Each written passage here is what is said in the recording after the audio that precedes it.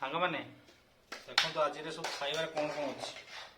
Tomato, ଆମ୍ବୁଲ, ପିଆଜ, ରସୁଣ, କଞ୍ଚାଲଙ୍କା, ବର୍ତ୍ତମାନ ପଡ଼ିବ ଗାଁ ମିକ୍ସଚର। ମେନ୍ ଆଇଟମ୍ ଖାଇଲେ ହଜିବେ ଚିକେନ କୁରକୁରେ। ଚିକେନ ପୁରା କଷା ହେଇଛି, ସେପଟେ ଡାଲି ବି ହେଇଛି ନା କ'ଣ? ଡାଲି ବି ଟିକେ ହେଇଛି,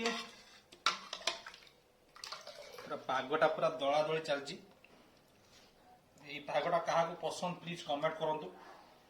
ପୁରା ସୋରିଷ ତେଲ ପଡ଼ି ଛିଞ୍ଚତ୍ର ପାଗଟା ହଉଛି ଆଜି।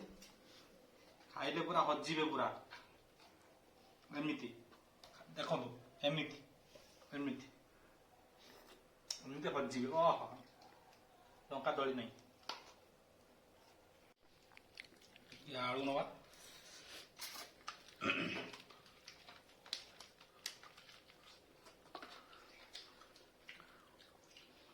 एक ग्लास पिस्ता मस्त बाटी हो पूरा अंजर बचर खाया भल